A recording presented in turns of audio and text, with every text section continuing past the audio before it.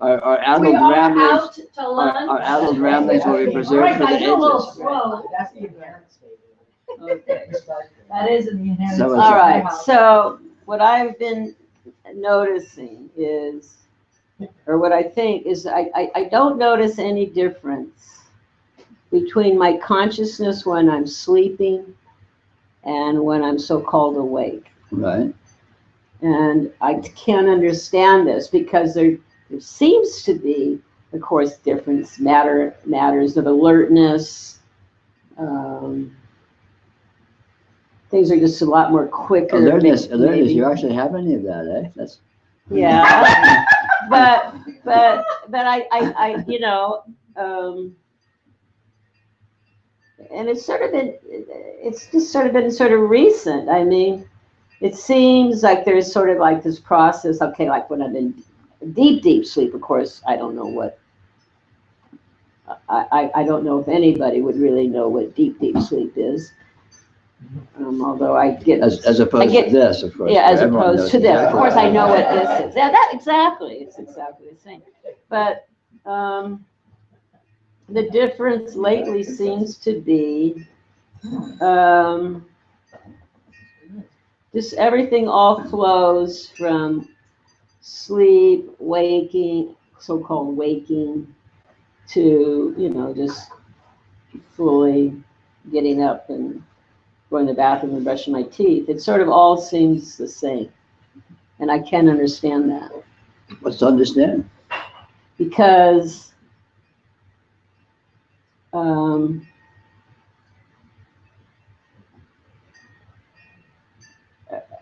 I guess I don't understand what the difference is between the subconscious and conscious. I don't know that there is one. It's all experience. I think the conscious mind makes a big deal out of pretending there's a difference. And I think the unconscious mind doesn't bother with such absurdities.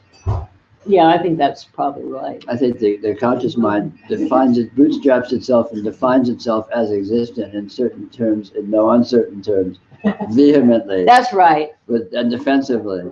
Yeah, and it says I'm number one in this subconscious. You know, well, Freud said something about that, or Whereas the Jung said something unconscious is about just that, but- puddling along, doing its thing like always, and it doesn't give a shit. Right. Because it knows it's all Yeah. just a bunch of weirdness. No, sure. I mean, this is my experience. In my experience, this is a fruit of the yoga. You reach a certain point and you're just sort of awake all the time, or asleep all the time, or whatever. I mean, making these distinctions between being awake or being asleep is just patently absurd or arbitrary. Not that there aren't sort of deep, arguable demarcations of the waking state that's arguably different than the dominant modes and the Oh yeah, sure. I'm not checking my iPhone when I'm in bed. but you try and pin it down, and you look at it, and nothing holds water. That's what I'm It's saying. just I sort of, can't pin it down. well, here I am, and weird shit that I can't make any sense of. It seems to be occurring in my experience, and that's sort of always the case. There's a trick. If your eyes are open, you're probably awake. Unless you're dreaming, and that your eyes are open, Right? Yeah. Right. And if That your could eyes be are too. closed, you may be asleep. or unless you're Well, asleep with Lily your eyes sort of open. said it too. It is all experience. I mean, I'm Yeah. still experiencing when Yeah, I mean, there's, in my experience, there is one condition that never varies, that presents itself in various modes of different degrees of coherence or differentiation or what have you, or dominant or recessive. But I don't think there's any actual structure or framework that has any stability you can make sense of. And there's absolutely, at least experientially, there's continuity. Basically, it's all the same state. It's all just you here now, and which looks like this, and that's pretty much always the case. Yeah. It's always you, and it's always here, it's always now, and not that any of those words have any meaning that you can pin down, but it never becomes anything other than that.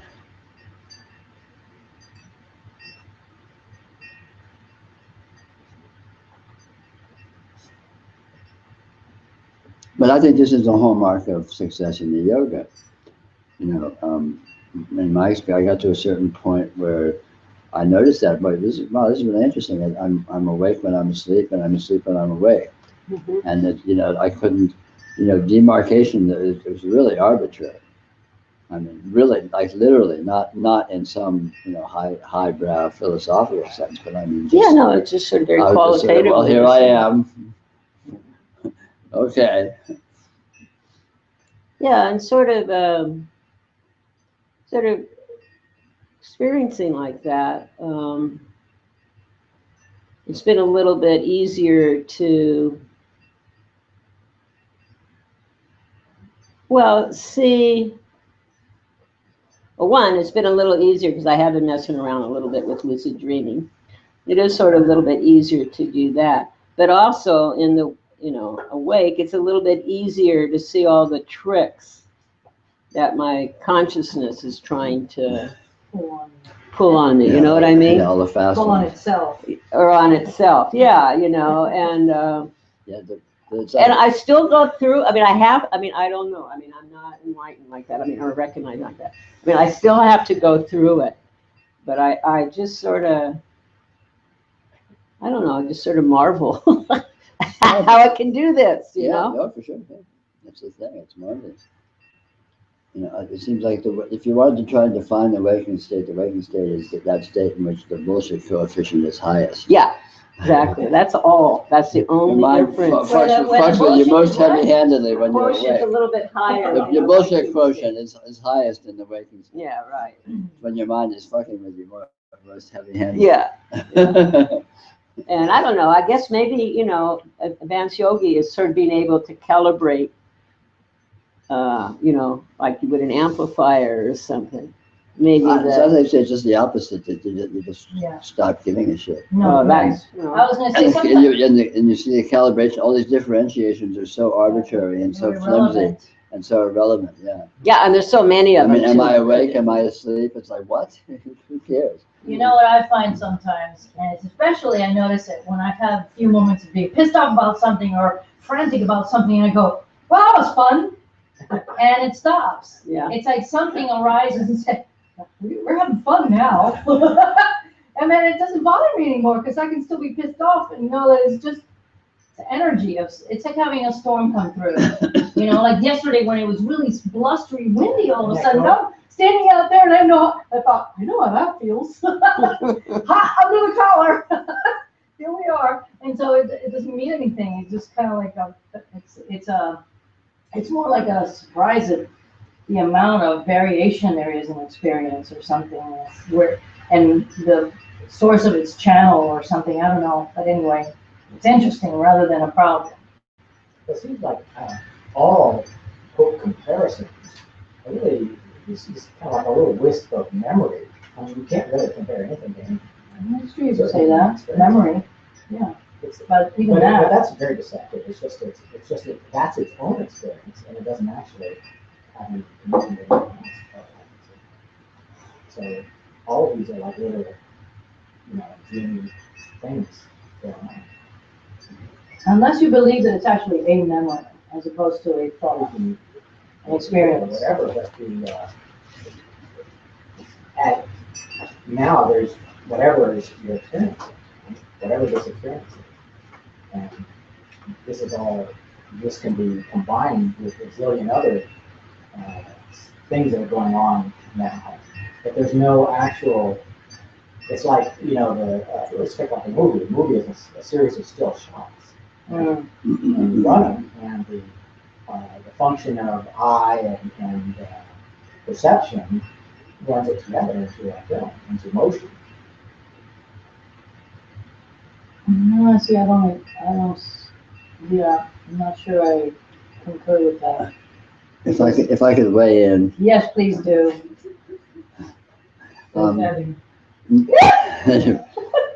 We need some muscle here. Come on, let's see, muscle guy. Yeah, really. That won't stop. The only actuality is infinity. Right. And actualities are infinities. And infinities is indicated by its condition of being absolutely unresolvable, undefinable. You can't say what anything is. You can't say how it is, and this applies to all objects or object of experience. It applies to experiencing itself. The whole thing. It's not negate. It doesn't negate anything. Everything is exactly what it is, but you can never find what. There's no what. You go looking for a what, and you just are in an endless, open-endedness opening that doesn't never settle on anything. And this applies across the board to anything. So all theories of anything, being memory or thought or sensory experience or this or that or the other is all just, it's all just argument. Right, because you can't parse it out. You can't particulate. Well, what's the word I'm looking for? You put something in a partition. You can't partition anything. So to call something memory to me seems, I'll still call something a memory, and I'll still tell about it like it's a memory I'm actually remembering. But it's a story that's being created right in the moment. Nothing is negated. Nothing is negated. Memory, the operation of memory is an actuality, but that it is memory can't be resolved. Right. Yeah, I mean it's not anything. For one thing, it's not accurate. But it's not negated. No. It is actual in all of its particularity, but you're looking for that particularity and you actually don't find any. Right. But even then it's not negated. So it's just endlessly weird. Right. But there's no stringing along because there's just no stringing along. Well, yeah, of course not, because the stringing along is also unresolvable. But it's not and negated. That itself is a thought or an idea as opposed to being an actual. Yeah, it happens. But thought and idea can't be resolved as being thought and idea again without being negated. So the whole thing is just endless weirdness. That's what I'm saying. That's what I'm talking about. That's what I'm talking about. That's what I'm talking about, bro. Chai's gone. Chai's gone? No, there's more in the pot. I'll put it in the air pot. Thank you, Mother. Thank you. We don't want to run out. It needs to be. It needs to be. It needs to be strained. I thought these were indoor. Lily, it needs to be strained. Thank you. Oh, someone put away the ice cream. Thank you.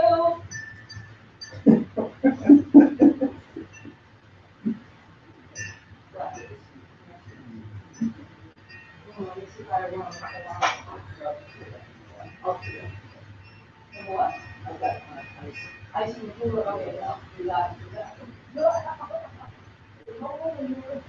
Sorry. Let's see, what are they coming here for the child?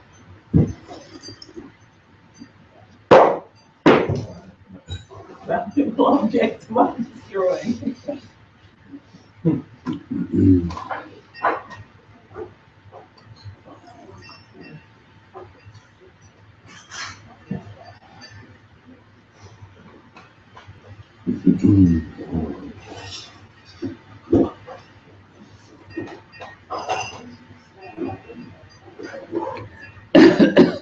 I know that you say there's,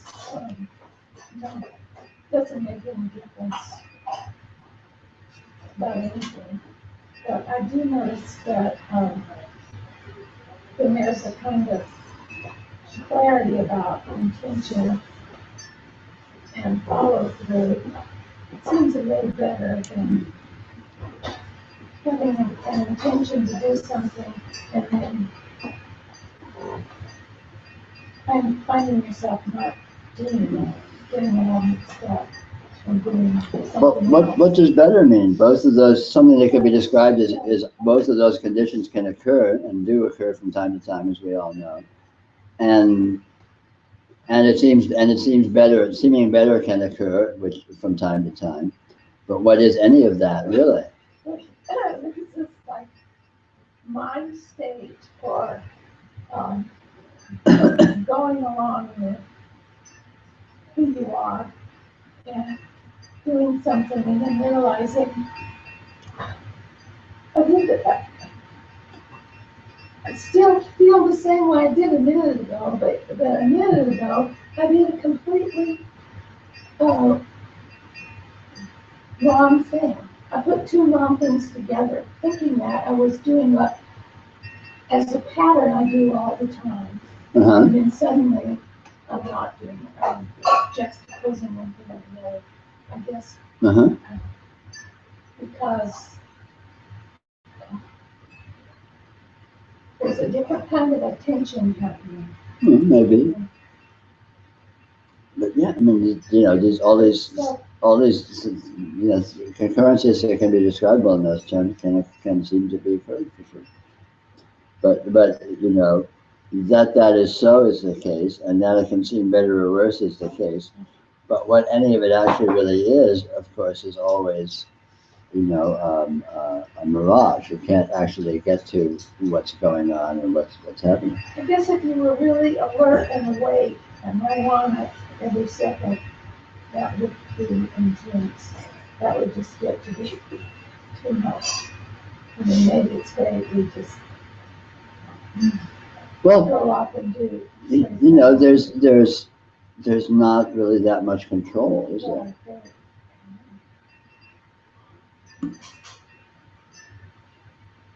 And any degree of control there is or seems to be is what it is, and it comes and goes. And how can you can't control having control? So I mean, functionality comes when it comes, and with the degree of efficiency and achievement that it shows up as or not, and You're thinking that you can't control that. Well, I mean, the whole issue of control is you can't find control. When you are looking for control, you can't pin down exactly what it is. And even if you could find control, how do you control a control? What's controlling control? And then what's controlling that? As with any condition, it's not negated. It is what it is when it's being what it's being. But you can't actually pin it down and find what it is or resolve what's going on with it. I mean, it's all kind of after the fact, whether or not it's after the fact temporally, but it's all essentially after the fact spin doctoring to describe what's happening and then to qualify it as being effective or not, or efficient or not, or with follow through and intention or not, because it's all just sort of an ongoing slow motion train wreck in real time. It's just energy phenomena cascading, whatever. Right.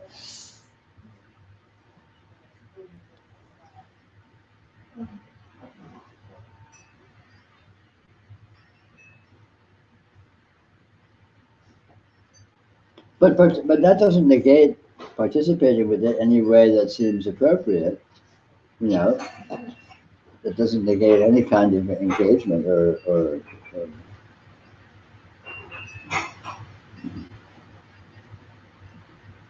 but none of it actually is any particular way, without being negated or canceled out. That it isn't any way, it just happens to be the case, but it doesn't actually qualify in any way, one way or the other.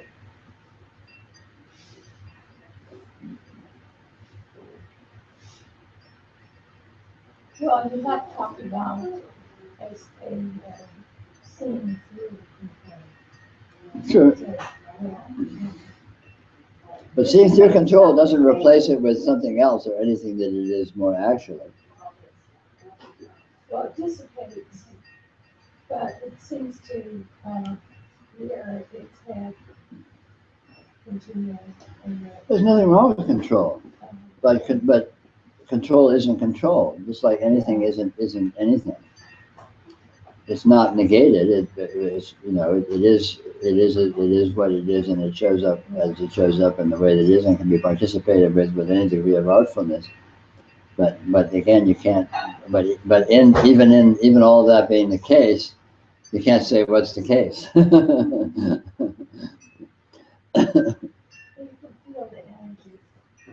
You always feel the energy. But even in that, it's a mirage. It's a fractal. It's just a trip.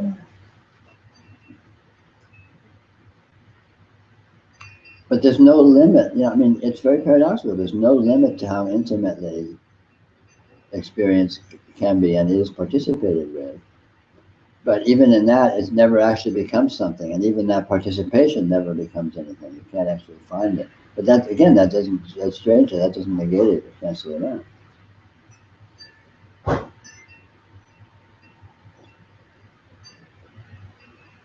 So it's always very essentially paradoxical from a logical point of view. It's a very paradoxical condition. And there's as much specificity as you care to find. Things are what they are with inconceivable specificity, as much as you care to look for, and yet what they are is completely unfindable. And that's always the case, you know. Well, the uncovering is kind of delicious. It is. It's absolutely luscious. You know, the seeming constraint of the linear, process-oriented, structural approach to things would be a bit of a pain in the ass if it was actually the case. It's nice to have this delicious, luscious open-endedness as the kind of essential texture and nature of the energy, and still have all this astounding detail to get us worked up about and to.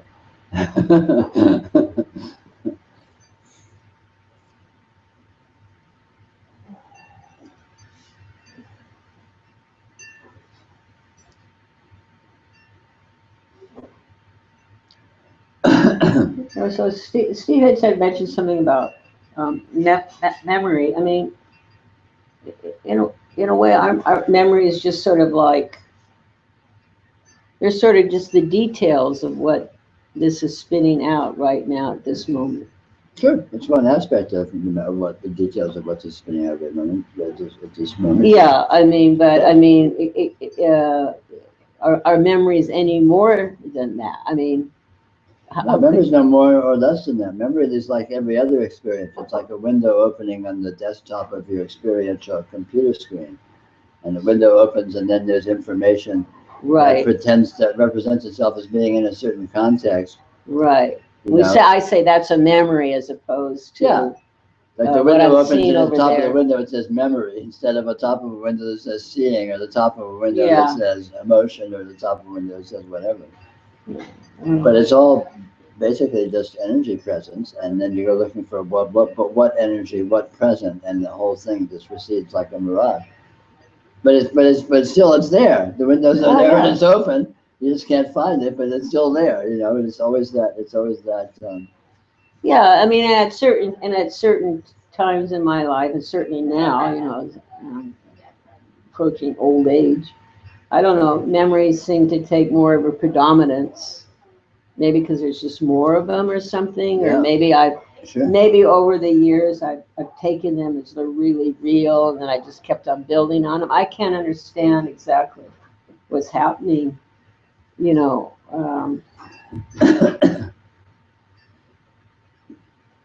With them, but it just seems so predominant.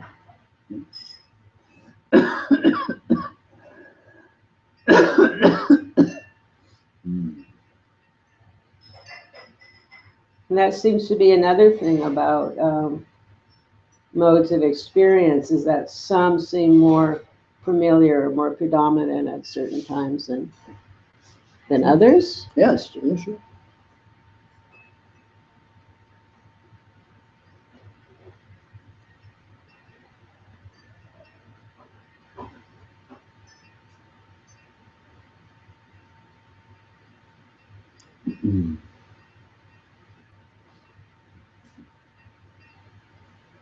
Peter, you were talking about participation, Mm-hmm.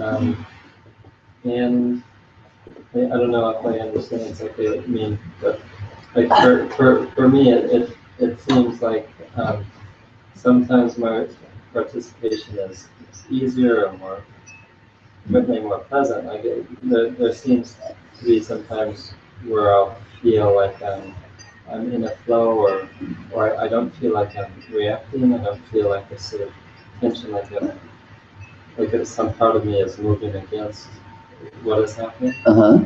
You know, and then yeah, uh, I guess there's a preference there. Yeah. And it does seem like there's a difference. I mean, there's, in terms of what you're talking about, there can be all sorts of different energy orientations to the flow of events and to participation in the flow of events and apparent functioning and so on. And sometimes they can see, that sometimes the stars can be with you and sometimes they can be against you, right? But that's just a kind of a grading system or a value system of am I winning or losing? Is this good or is it bad? So it's just different flavors ultimately. And participation is really just about the intimacy of experience. The fact that experience doesn't seem to set itself up with a simple polarization of there's some abstract subject watching some movie, a phenomena that's absolutely objective, and it's just sort of sitting there in a sort of an static polarization.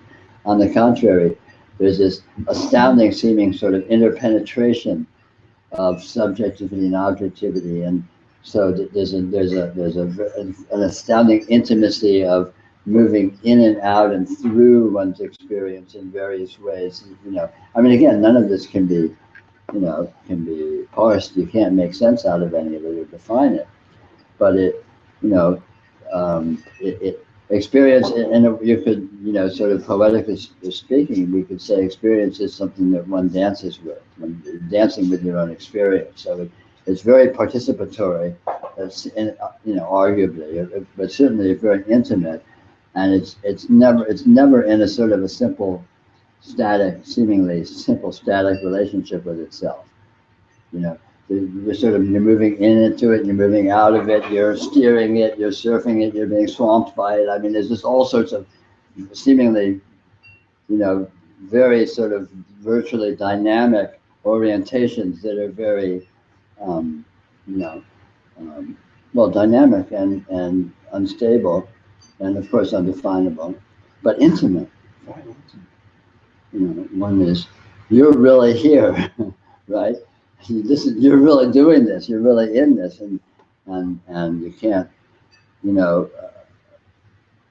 the way in which that is the case is very interesting. And to me, that's what I mean by participation. And ultimate participation is a moment of recognition. No, it's always the ultimate participation. This is always exactly the same. This is it. The ultimate participation. Here it is. Just like always.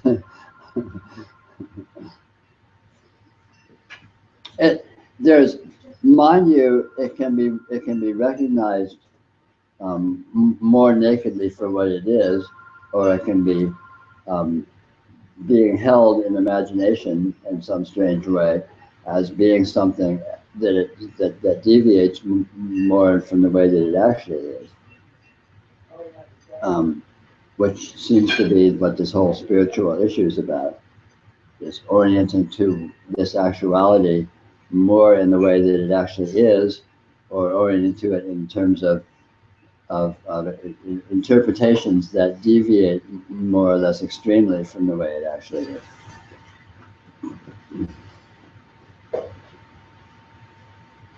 But imagination is subtle, because the problem isn't imagination, the problem is orienting to it. The mind endlessly spins off theories and hypotheses about what's going on. It's unstoppable. It just can't help itself. It's just continually saying, oh, this is this and that's that, and maybe this is going on, maybe that's going on. Just continually, it's just churning it out. There's no off switch. But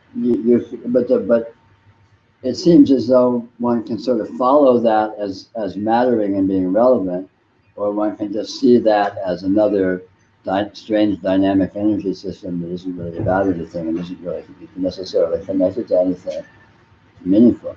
So it's the orienting to it that spiritual delusion consists of. When you orient to these imaginary interpretations as being actual, versus when you orient to what's actually happening in its uninterpretability, which is a more accurate way in which it is what it is.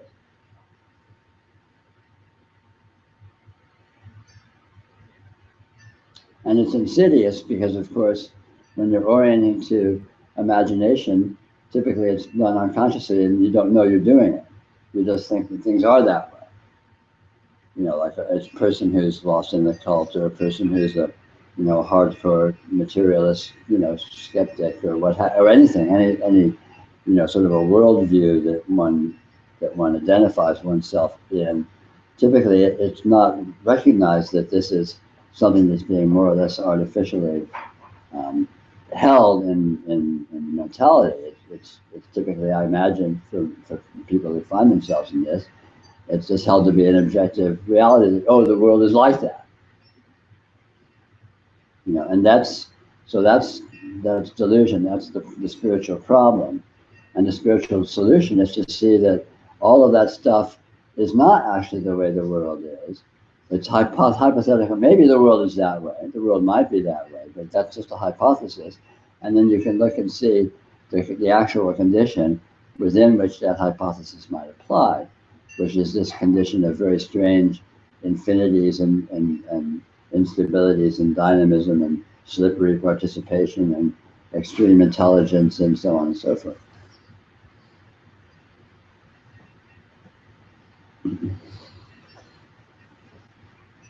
So sometimes I'm simply participating with my projections, and other times I'm participating more directly with what is actual. Sure. Yeah, that's the case for everyone.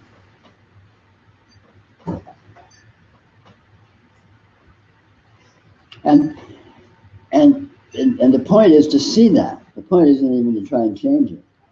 It's not like, oh, don't participate with your projections. That doesn't matter at all. The point is to see that is one of the major modes that reality presents that. This very strange fact of experiencing, often and heavy-handedly, one of its dominant modes seems to be this presenting as projection. Yeah. But even when that's happening, it's happening in a context which is other than that. So, and this is actually seeable. This is actually knowable. And then, whether you're doing it or not, you're not entrapped by it in a simple way, as you are when you blindly and gullibly just sort of, assume the projections are reality, and you're basically a crazy person. In other words, it's really a matter of recognizing the ambiguity of the information that presents as the world.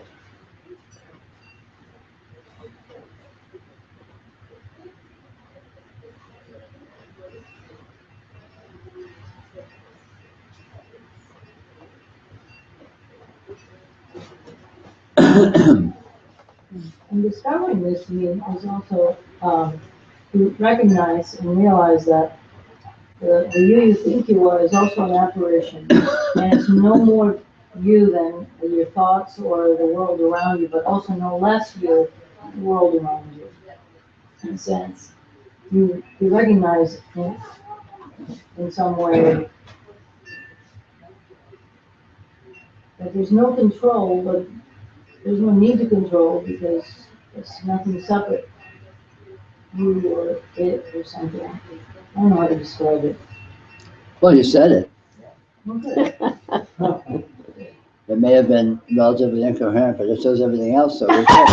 We're good here. Well, that was really sweet, Peter. I said may. Incomprehensible, but still.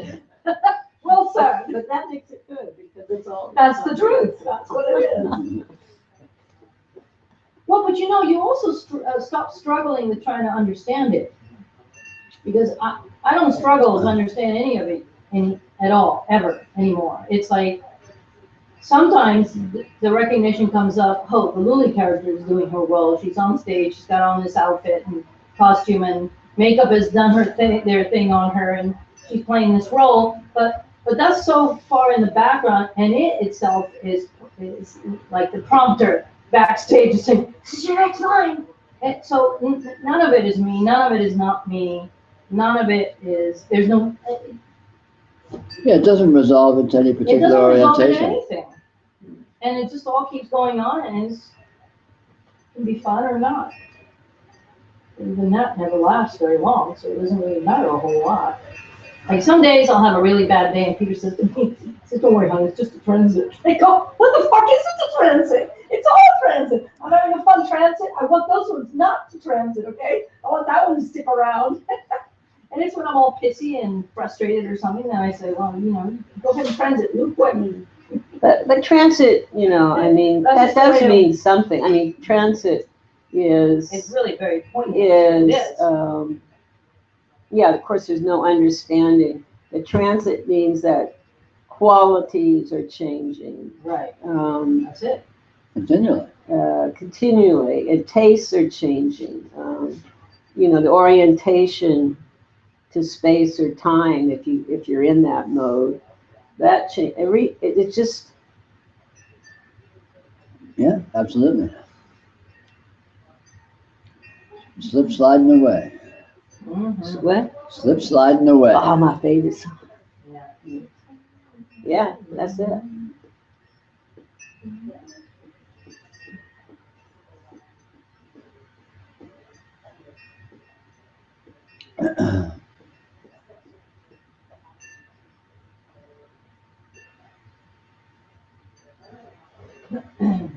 In other words, it's like, it reminds me of something when Myron Katie first recognized, or someone told her that what she had gone through originally, she didn't know what it was. She had never been a spiritual person or any of that, and that's what that was. It was this recognition. And she was telling us one time that one of the first people who came to her house wanting her teachings said namaste to her, and she thought they were saying no mistake. And she says, that's right, there's no mistakes. And so she kind of stuck to that one. Namaste means no mistakes. And in a sense, take that to the bank. That's funny. That's my funny teacher. But I never listened to all that shit either. That's funny. When she's told us a little story, I thought she's actually right. That's what needs to come through. And even the things you think, oh my God, I shouldn't have done that. That was a mistake. That was not a mistake. The point was to learn that. So how could it be a mistake if it happened?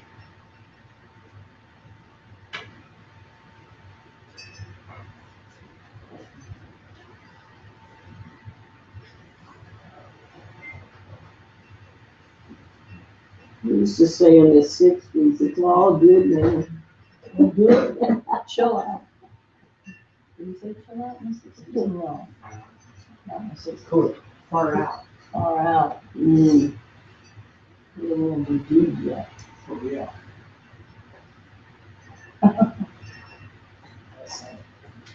Yes. Out of Bring it sight. on, bring it on. Bring it on. Bring it on. That's a 60s, yes. What is it then? Really snap. Snap. Did a Stevie Wonder song come first, or did Out of Sight expression come first? Out of sight. You're asking Out of sight. Oh, Is this a remember trick that? question? I'm sorry, I just walked into the room. Aren't you the authority on all things cultural? Stephen Wonder's a blind guy? Yeah. See, I told you, he knows everything. Yeah, totally. He's black too. Or Yes. Dark Guy's brown, black. dark brown, I should say. And I think he's gay. He doesn't even know. I mean, he's Yeah, got see 3 it. strikes against him. He's not gay. Yes, I think so. I do believe he is. He was married at one point and had kids, didn't he? Okay, that Just on the innuendo and rumor spreading. I don't That could know be a if I rumor. can condone Yeah, that. that's just, sorry. On the other hand, Carrie, it's one way to pass the time. wait till you leave the room. We'll do a few on you. I'm not blind. Okay. Caught me. You're a little deaf, though.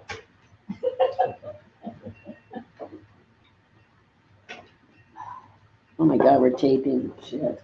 I'm out of it. Yeah, fuck. That's right, now you're on record. You're screwed. Hmm. You're not properly spiritual in the spirit, this is terrible. Yeah.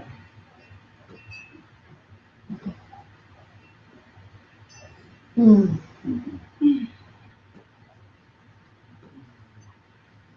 Okay, I'll do this one. You're done. Right?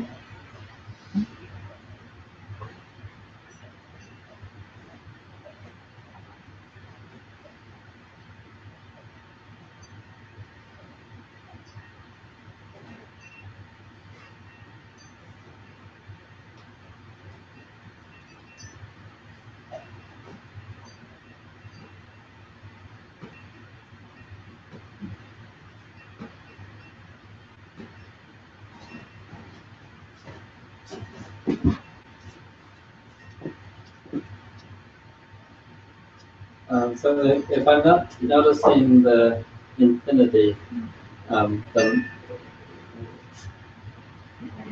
is it because I'm participating with my projections? Yes, No. but you can notice that that's happening. You can Yes. notice that you're not noticing the infinity. And that's good noticing. Yeah. It's not about noticing the infinity, it's about just noticing the condition. And when you notice the condition, you will tend to gravitate towards the strange attractor, so-called, that is infinity, because that's all there is ultimately. And so you end up there because there's nowhere else to end up. So when you end up noticing and not noticing infinity, in the long run, you end up with infinity. Yeah, Notice anything. because how would Start where you, you are. As they well, how would say. you know that you weren't noticing infinity unless you were sort of Exactly. noticing? Because noticing anything is noticing a little bit of everything. You can leave the room now. You're done. Like I wrote All to right. Jeff one time, I can chew gum and walk at the same time. I haven't mastered that yet.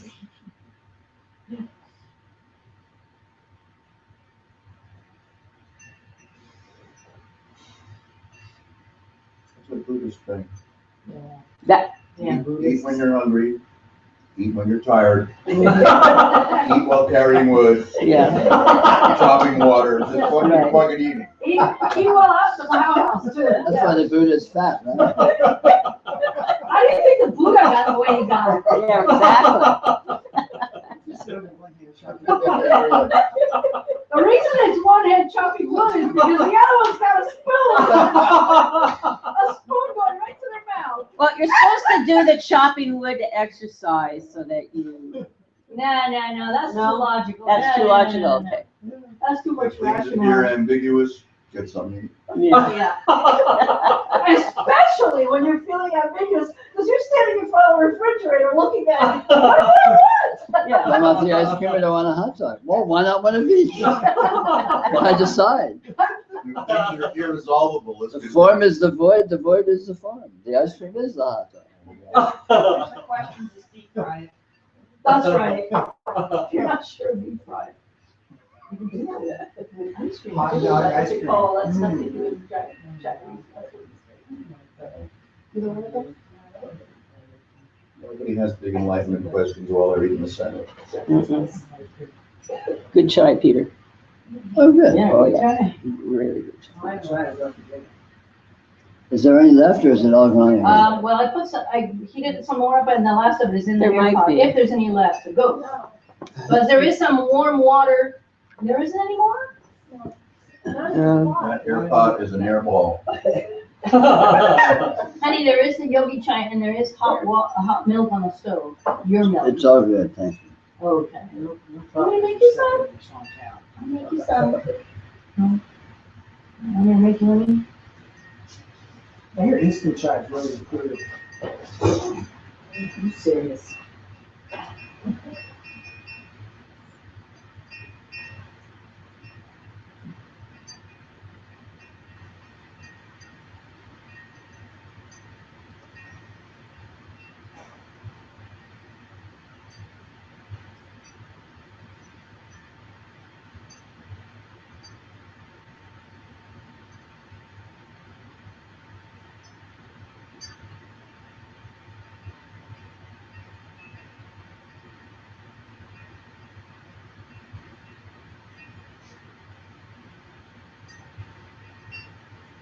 I like that all infinity all the time. It's nice, because that's what you got. I didn't have any more May as well like it. What did you say? You like what? If you didn't like it, you'd be pretty screwed. All the time. All infinity, all the time. Good luck fighting with it. Mhm. Yeah, we do. Yeah, but we Yeah, just, and sometimes it feels like constriction, not invalid, so. Well, infinity can look like that. Constricting. Let me tell you, it's infinitely constricting. It is, it's amazing, it's astounding. Yeah, it's really incredible. oh, Yeah. It's mind blowing. What happens when you see it? Look upon the face of God and your mind is blown.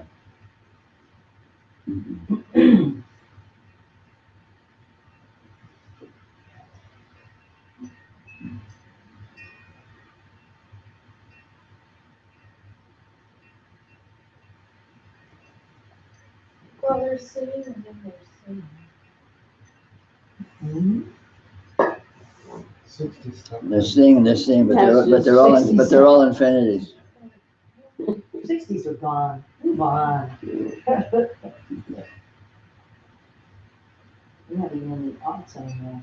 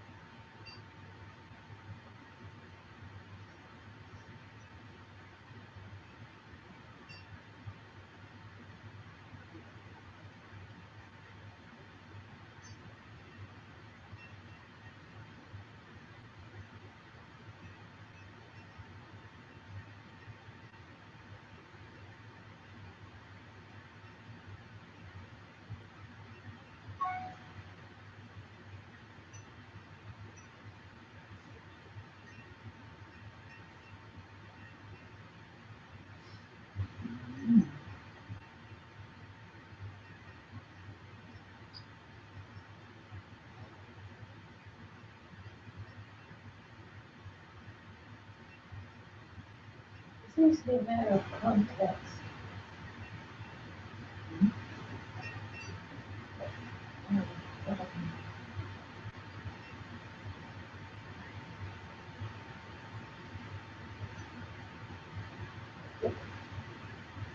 Just having a broader embodied vision for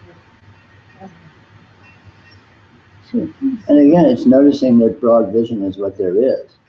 There's no such thing as an unbroad vision, unless you pretended there is, and then you have, then you have to do the pretending.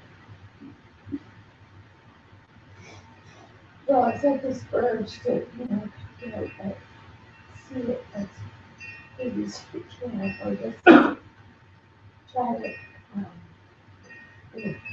encompassing everything,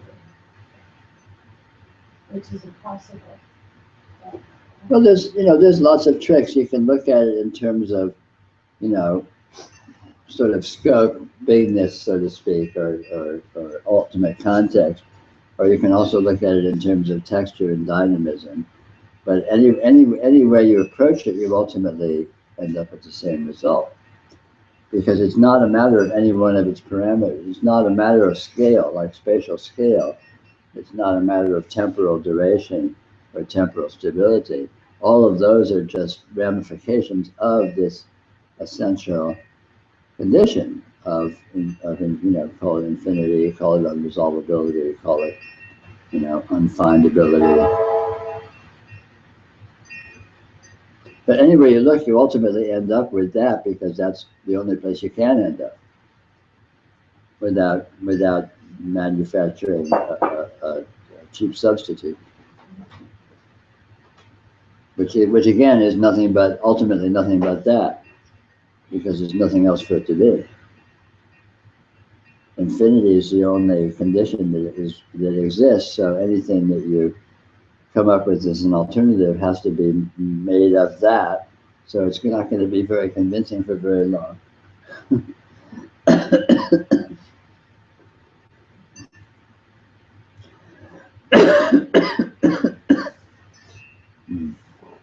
Well, just the recognition of infinity is always touched off, and it always has a kind of flavor to it. Sure.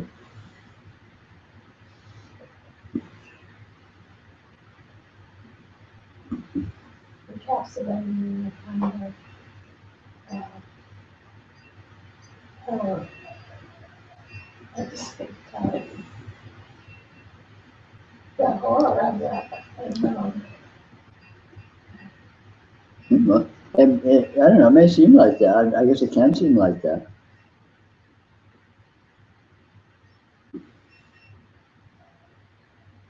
It can seem like horror, it can seem like heaven, it can seem like, you know, I mean, there's all kinds of ways of trying to encapsulate that, or to, you know, trying to find its impact, but ultimately that doesn't resolve into anything either, and it sort of drifts.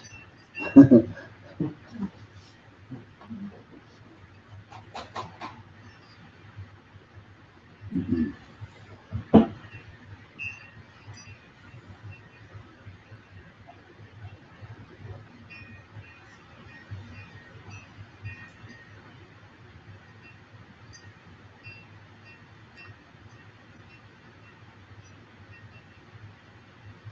You know, when one first, not first, of course, but, you know, in relatively initial encounters, with any degree of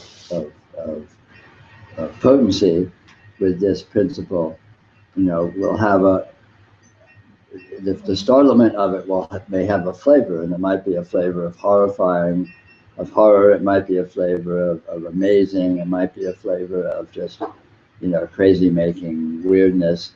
You know, there's all different sorts of ways that it could see, but, you know, with familiarity over time, as one comes to see, wow, this is really here, it's really like that, and it's never not like that. You know, these kinds of seemingly heavy-handed, you know, impacts or you know, implicit reactions to it just sort of, you know, get nebulous and fade, and there's just this flavor of it, which of course cannot be pinned down. You know, it's a flavor of consciousness. It's a flavor of experience. It's just this weird infinity, this weird unresolvability. Well, I just remember that one of the first impacts of it was an acid. It's just so vast. Yeah. That it's unreachable. Yeah. You just can't do anything with it. It's just so big. Yeah.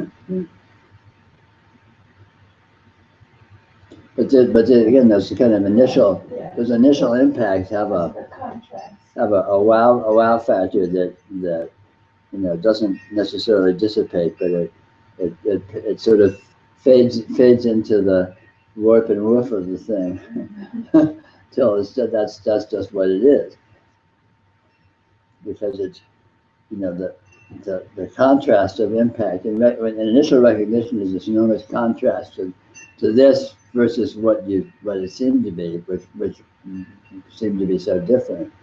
But that contrast fades, the contrast dissipates, because there is actually nothing whatsoever for this condition to be contrasted with, because there's nothing but it.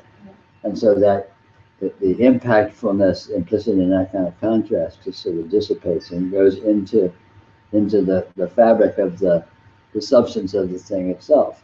Yeah, it's sort of like the sparkles, like a big bang or something, but then the sparkles sort of remain, or Sure. Something. The infrared afterglow, the big bang. There you go. The background, cosmic background radiance. The cosmic background radiance. Cosmic remains. background infinity.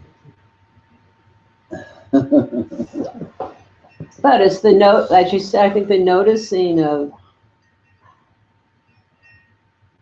the difference somehow,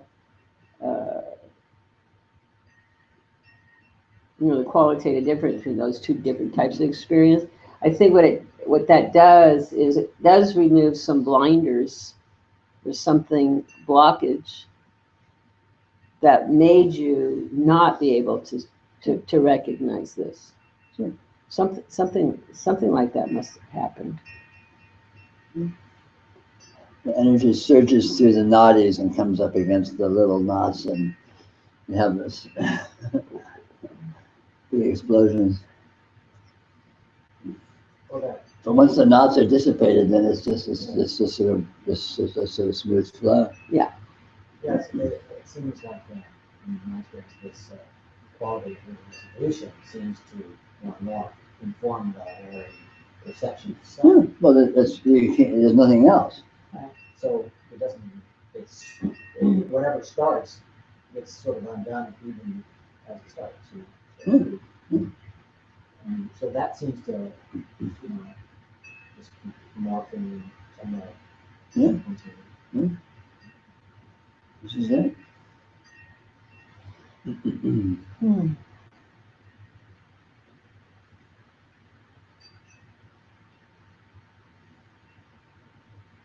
Yeah, it's like the immediacy of coming and going is perceived or felt palpably. Oh, really? It's always going. Coming and going, coming and going, coming and going. It's very nice.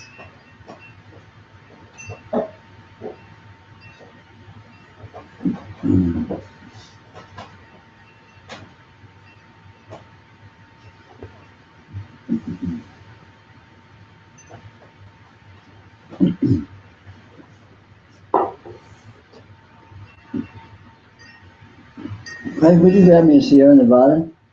Left hand, which drawer? Thank you.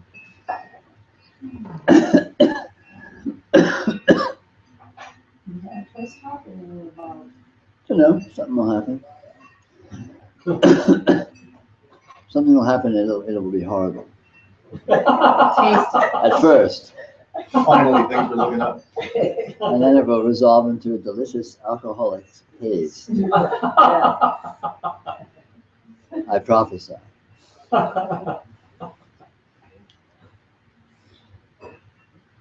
I hope.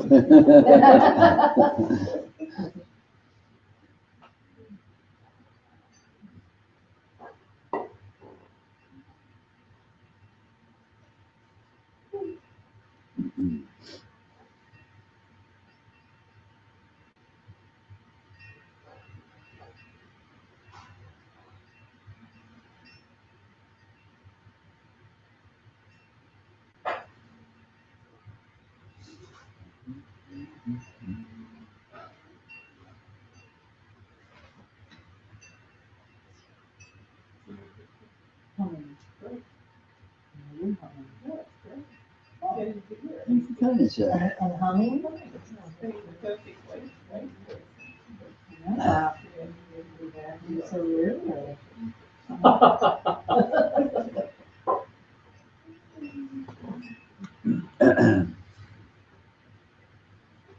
All right, now we have that settled. Time to go swimming?